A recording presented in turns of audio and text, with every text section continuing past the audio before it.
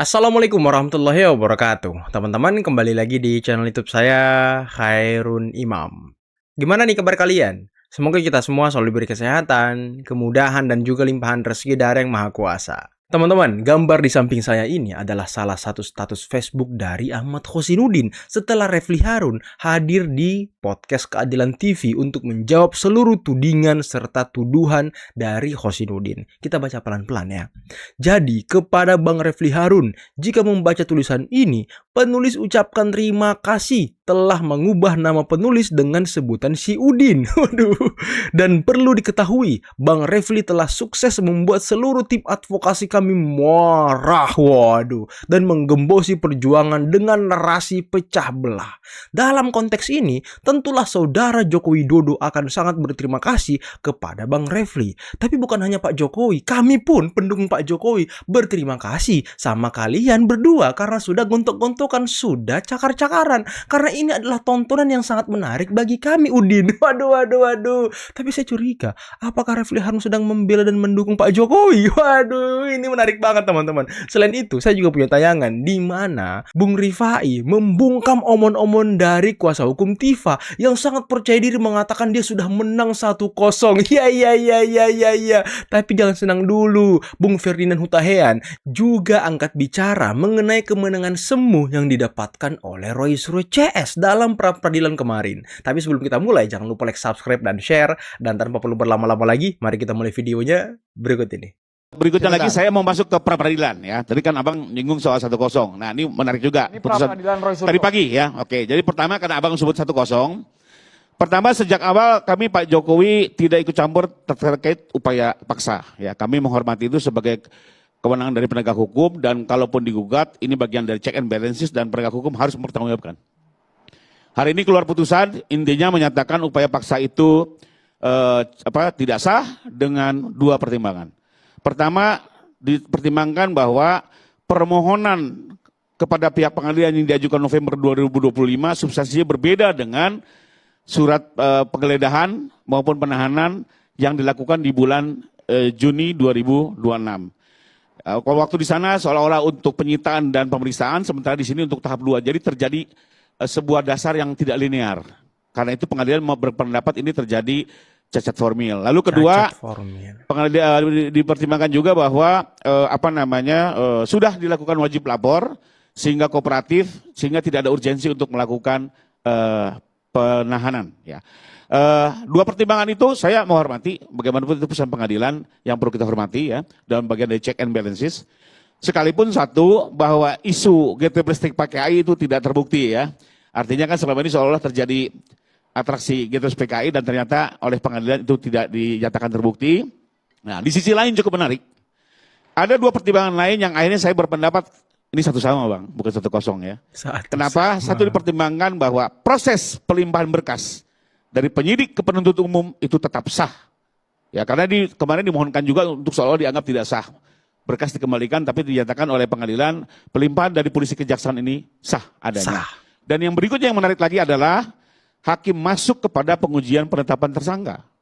Dinyatakan bahwa penetapan tersangka yang dilakukan oleh Polda sah dan sudah dinyatakan oleh pengadilan sesuatu tindakan yang sah karena dikuatkan oleh dua alat bukti dan beberapa formalitas lainnya. Sehingga ini dampaknya menarik adalah kita kan tahu Bang Roy melakukan pra kedua yang membahas tentang penetapan tersangka. Ternyata di putusan pertama ini sudah dipertimbangkan. Nah, ini menjadi menarik ya. Yang seharusnya menurut saya pra kedua ini langsung dinyatakan seharusnya majelis akan mengeluarkan penetapan tidak lagi bisa diperiksa karena sudah dipertimbangkan di perkara yang sama. Kenapa? Akhirnya karena terjadi lebis idem karena sudah dipertimbangkan di perkara yang satu. Jadi mungkin kami menduga selama ini kan kenapa sih dilakukan pra kedua? Oh, untuk menunda-nunda nih, membuat jeda. Betul. Antara perkara Ibu Tifa dengan Pak Roy. Mudah-mudahan itu tidak terjadi karena dengan demikian PN Jaksel akan segera melanjutkan perkara ini untuk disidangkan di PN Jakarta Timur. Itu pertimbangan. Iya. Ini menarik nih teman-teman. Berarti secara garis besar pra-peradilan kedua Roy Suryo yang menguji mengenai penetapan tersangkanya tidak dapat dilanjutkan dan sidang Roy Suryo di Pengadilan Jakarta Timur segera dilaksanakan karena putusan awal di kemarin kalau nggak salah ya tanggal 7 pra-peradilan Roy Suryo, hakim sudah menetapkan bahwa penetapan tersangka Roy Suryo sah karena dengan 2 alat bukti. Jadi ya kalau dia mengatakan ini kemenangan besar bagi mereka ya lucu juga teman-teman, lucu juga karena mereka sudah heboh, sudah euforia, katanya dia menang dari Jokowi, padahal yang dilawan sama mereka itu Polda Metro bukan Pak Jokowi. Kasihan sekali manusia-manusia ini ya kan. Permohonan pra-peradilan Roy Suryo terhadap Polda Metro Jaya yang diajukan di Pengadilan Negeri Jakarta Selatan dikabulkan sebagian oleh hakim tunggal yang memeriksa. Hakim menyatakan bahwa penangkapan, penahanan, dan penggeledahan yang dilakukan oleh penyidik Polda Metro Jaya kepada Roy Suryo beberapa waktu lalu itu tidak sah. Selebihnya permohonan Roy Suryo tidak dikabulkan oleh hakim. Pertanyaannya sekarang, setelah euforia yang cukup ramai, pemberitaan seolah-olah kemenangan ini akan berdampak signifikan terhadap proses hukum atas perkara ini. Pertanyaannya tadi, apa dampaknya terhadap perkara ini sesungguhnya? Saya menyatakan tidak ada dampaknya terhadap perkara ini sama sekali. Karena sekarang pun Roy Suryo sudah tidak ditahan oleh penyidik Polda Metro Jaya, tetapi penahanan sudah berpindah kepada jaksa penuntut umum atas penetapan hakim kalau mau ditahan. Jadi pra-peradilan itu hanya sebuah euforia yang tidak berdampak apa-apa terhadap perkara ini. Karena dia tidak menggugurkan pokok perkara. Dia tidak menggugurkan perkara ini akan diperiksa oleh Pengadilan Negeri Jakarta Timur. Jadi kemenangan ini kemenangan semu yang tidak berdampak apa-apa. Jadi tidak perlu euforia Roy Suryo dan para pendukungnya terkait dengan kemenangan pra-peradilan ini. Paling yang malu sedikit hanya Polda Metro Jaya, di luar itu tidak ada. Ntar juga 1-2 hari lupa itu penyidik, nggak ada masalah. Tetapi apa dampaknya terhadap perkara ini? Sama sekali tidak. Kecuali pra-peradilan dimohon untuk menyatakan status tersangka mereka tidak sah, itu baru berdampak. Itu baru menang telak. Sementara ini perkara sudah masuk di pengadilan. Hampir tidak ada lagi celah untuk menggugurkan perkara ini. Meskipun akan digugat status tersangkanya di pra-peradilan, itu mungkin hanya bagian untuk mengulur waktu saja, tetapi tidak akan mengganggu jalannya perkara ini. Jadi euforia kemenangan tadi saya pikir tidak usah dilebih-lebihkan. Nggak ada gunanya sama sekali. Nggak ada gunanya. Sama sekali nggak. Waduh, nggak ada gunanya. Aduh, kasihan sekali loh. Ya udahlah, kemenangan Anda itu kemarin kemenangan semu, dampaknya tidak ada karena memang Anda sudah tidak ditahan oleh Polda Metro Jaya, sudah ditangguhkan penahanannya oleh kejaksaan. Jadi tidak penting lagi sebenarnya. Jadi Anda hanya ingin mengulur-ulur waktu. Mungkin Anda ingin ngintip-ngintip sidangnya Tifa, kira-kira apa tuntutannya, kira-kira apa buktinya. Ya sepertinya itu yang ingin Anda lihat. Jadi nanti ketika Anda masuk sidang, Anda sudah bisa mempersiapkan segala hal untuk menghadapi JPU, Jaksa Penuntut Umum. Dan saya curiga nih, sepertinya Roy Suryo menjadikan Tifa sebagai umpan. Waduh, sebagai umpan gak tuh untuk Roy Suryo bisa bebas dari tuntutan hakim nantinya ketika dia sudah sidang di Jakarta Timur. Ataukah mungkin ingin mengurangi penahanannya gitu ya kan. Jadi biarkan Tifa dulu yang sidang, biarkan kuasa hukum Tifa yang pusing, yang sibuk. Nah, Roy Suryo mengintip nih sama kuasa hukumnya. Menanggapi bahwa adanya putusan Prapit hari ini, ya saudara Roy Suryo jangan senang dulu. Ya, biasa aja. Ya, biasa aja. Ini bukan kemenangan telak dalam pokok perkara. Sekali lagi saya ulangi, ini bukan kemenangan telak dari pokok perkara. Ini adalah di mana disampaikan oleh hakim tunggal bahwa sah atau tidak sahnya satu penangkapan, penahanan, dan penggeledahan. Satu tidak sahnya penangkapan, memang hari ini kita lihat dia melenggang kangkung. Memang dari media ke media kan ada Roy Suryo nggak ditahan, tangkap, ya dia dijemput itu tidak diborgol. Baik-baik yang dia katakan G30 SPK itu tidak nyata. Nah ini juga yang perlu menjadi pertimbangan sebenarnya tadinya, tapi karena ini sudah selesai, saya anggap bahwa kita harus menghormati putusan Prapit. Terus kemudian ada penggeledahan. Penggeledahan apa yang diambil? Jadi jangan bangga dengan adanya putusan Prapit. Ini bukan menandakan sesuatu yang bisa dibanggakan oleh teman-teman sebelah, bahwa kemudian termul menangis. Siapa yang menangis? Gak ada yang menangis di sini. Justru kami ya hari ini mengapresiasi Prapit yang sudah ya menerapkan ya modernisasi hukum. Modernisasi hukum itu apa? Yaitu antara KUHP lama transisinya ke KUHP baru. Jadi sebenarnya yang dimenangkan di sini bukan dimenangkan ya. Yang diputuskan di sini adalah ya administrasinya. Jangan bangga saudara. Administrasinya sah atau tidak sah. Ya kan? Nah, itulah yang diputuskan 3 dari 7 permohonannya. Nah, terus bangganya di mana? Kalau dia tidak sah penangkapan, saudara-saudara, berarti dia harus dikeluarkan dari tahanan. Nah, memang nggak ditahan kok. Iya kan? Terus masalahnya di mana? Jadi, saya rasa ini adalah jangan lagi nanti kita goreng-goreng lagi, menang. Nah, itu framing. Tetapi apapun itu, putusan Prapit kita hormati bersama. Dan ini kita anggap bagus. Artinya, sah atau tidak sahnya satu administrasi dari kepolisian. Tetapi, apakah polisi salah? Tidak. Tidak ada kesalahan polisi di situ. Kenapa saya bilang memang semua administrasi itu harus ada. Yaitu surat kapnya, surat hannya, surat penggeledahannya.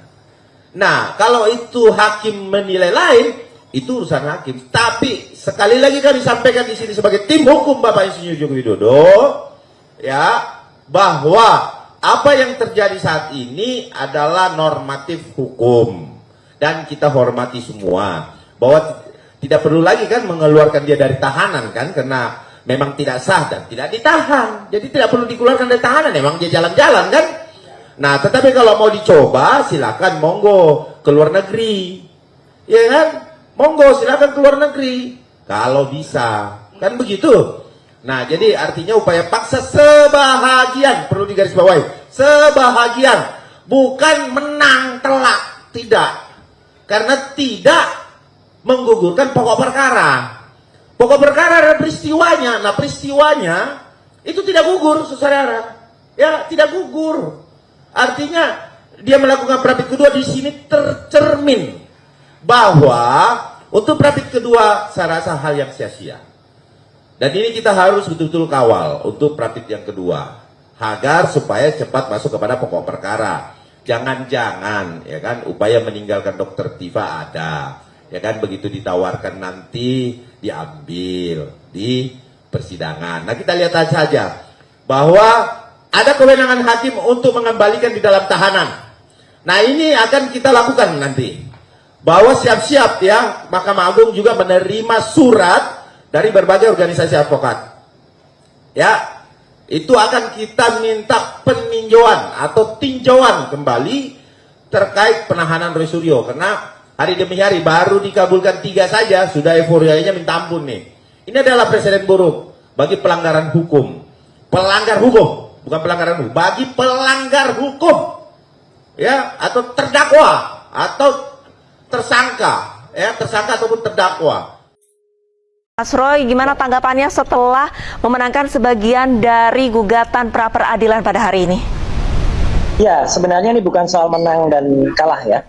Ini adalah perbaikan untuk kita semuanya. Jadi dengan adanya hasil dari putusan pra peradilan tadi siang, itu akan membuat Polri lebih presisi, Polri lebih berhati-hati, Polri lebih baik lagi dalam menjalankan upayanya. Misalnya untuk upaya penangkapan, upaya kemudian penahanan, dan upaya penggeledahan. Semuanya dipersiapkan dengan baik. Jadi insya Allah hasil tadi akan berguna untuk seluruh masyarakat Indonesia yang nanti akan merasakan kalau Polri itu akan melakukan, petugasnya di lapangan akan menyiapkan surat, misalnya surat putusan dari pengadilan negeri setempat. Nah itu suratnya jangan kemudian yang tahun lalu dipakai lagi. Kemudian kalau misalnya mungkin surat penangkapan, harus dilihat surat itu jangan copy paste, sehingga di situ masih ada perintah seperti yang perintah untuk periksa 1 kali 2 jam. Padahal kan pemeriksaannya sudah habis, itu kan sudah periksa 1. Kemudian jangan juga kemudian sampai digunakan KUHP yang salah. Ya jadi karena KUHP-nya konsisten aja, mau pakai KUHP lama atau KUHP baru. Jadi karena ini masa transisi, maka kemarin ada dalam surat itu ditulis KUHP baru, tapi padahal penerapannya harusnya KUHP. Jadi artinya ini adalah koreksi untuk kita semuanya, dan moga-moga ini berguna untuk laboratorium besar masalah hukum di Indonesia dan berguna untuk kita semua. Itu Mbak. Oke, saya ke Pak Arianto. Pak Arianto, tanggapan Pak, karena dengan adanya kemenangan dari pra-peradilan yang diajukan oleh Mas Roy ini seperti apa? Apakah pertanda bahwa ini Polri memang harus membenahi kinerjanya? Kalau tanggapan saya ya, yang namanya pra-peradilan itu mekanisme yang biasa terjadi di setiap penanganan perkara. Pengalaman saya penyidik ya, penyidik itu kalau digugat pra-peradilan itu hal yang biasa, dan justru itu sebagai mekanisme untuk melatih ataupun mengoreksi kepada para pelaksana di lapangan itu agar mematuhi aturan yang berlaku. Saya bolak-balik jadi penyidik, kalah menang itu banyak kita alami gitu. Bahkan dulu ketika anggota saya melanggar pun saya larang, nggak mau, saya suruh pra-peradilan, akhirnya kalah juga. Nah untuk ini saya senang karena apa? Karena ternyata Pak Hakim itu betul-betul objektif. Jadi beliau menjalankan peranannya dengan sangat profesional, yaitu mengatakan bahwa 3 gugatan itu penangkapan, penahanan, penggeledahan itu tidak sah, kan begitu aja kan? Ya. Itu jadi, dan senang saya adalah ini kasus ini sudah masuk kepada proses peradilan. Karena kalau kasus ini tidak sampai ke proses peradilan, akan ramai terus di lapangan ini terjadi Oke teman-teman, itulah tadi beberapa video yang bisa kita simak, yang bisa kita saksikan pada kesempatan kali ini. Dan Roy Suryo, Refli Harun, Abdul Ghafur, Soraya, dan beberapa rekannya yang lain. Kemarin kalau kita simak ya, ketika mereka keluar dari ruang sidang Pengadilan Negeri Jakarta Selatan, mereka itu sangat berbahagia, seperti orang yang sudah bebas dari hukuman.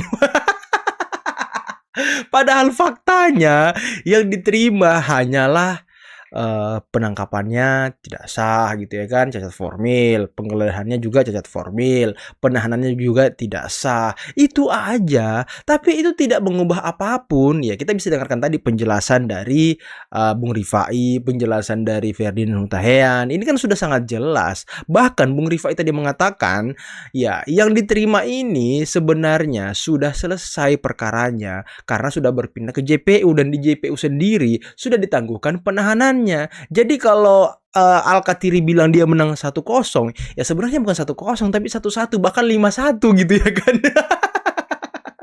Karena Bung Aristo kemarin kan sudah mengatakan 3-0 apa 4-0 gitu. Nah sekarang sudah 5-1 berarti. Ini Roy Suryo harus sadar diri bahwa pokok perkara dia tidak berhenti. Status tersangka dia sah, dan itu dinyatakan oleh hakim pra-peradilan kemarin. Karena kan ya pra-peradilan kedua ini yang diajukan Roy Suryo itu ingin menguji tersangka yang ditetapkan kepada dirinya oleh Polda Metro Jaya. Tapi kan hakim sudah mengesahkan itu kemarin. Jadi pra-peradilan kedua ini sudah tidak ada harapan lagi. Pantas saja Roy Suryo di beberapa wawancara dia bilang, kita sudah tidak terlalu mengharapkan lagi pra-peradilan kedua. Kita sudah tidak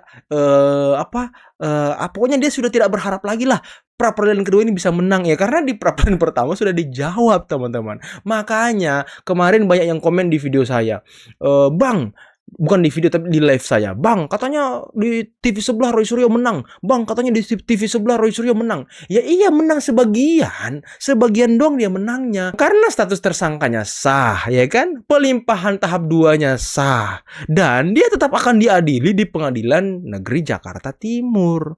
Nah, mengenai penjelasan Bung Ade Darmawan, mengenai penjelasan dari Pak Arianto Sutadi itu sangat jelas teman-teman. Mengenai pra-peradilan, mengenai pra-peradilan kedua Roy Suryo, mengenai nanti di Pengadilan Negeri Jakarta Timur. Ya seperti saya katakan tadi, sepertinya Roy Suryo ingin ngintip-ngintip dakwaan dari Tifa, ingin ngintip-ngintip bukti yang akan diajukan oleh JPU, karena kan mungkin nanti ya sama nih bukti dan dakwaannya kurang lebih mirip lah, karena kan pasal-pasal yang dikenakan juga kurang lebih mirip. Ya lagi-lagi saya curiga Roy Suryo dan kuasa hukumnya ini mau menumbalkan Tifa biar kau sidang dulu sana, ya kan, kita pra-peradilan sambil ngintip kau nanti apa-apa yang ini, nanti mungkin ketika dia sudah bikin eksepsi, sudah bikin nota pembelaan, nah kuasa hukum Roy Suryo bisa minta sama Al-Katiri, ya kan. Jadi mereka ini dimanfaatkan, sudah saling memanfaatkan, bukan lagi perjuangan yang murni. Sekarang sudah SDM, bos, selamatkan diri masing-masing.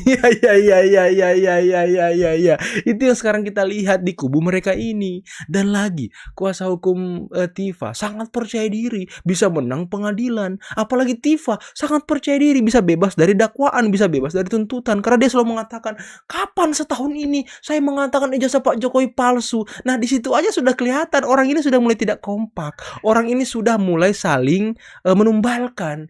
Tifa menumbalkan Roy Suryo atas tuduhan ijazah Pak Jokowi 99,9% palsu atas dasar penelitian telematika. Kemudian Roy Suryo menunda-nunda, memperlambat persidangannya agar bisa ngintip di persidangannya Tifa, agar dia bisa bebas. Nah, itulah yang terjadi teman-teman. Oke lah, mungkin cukup sekian dulu video kali ini. Jangan lupa like, subscribe, dan share videonya. Akhir kata, billahi taufiq wal hidayah. Assalamualaikum warahmatullahi wabarakatuh. Bye-bye.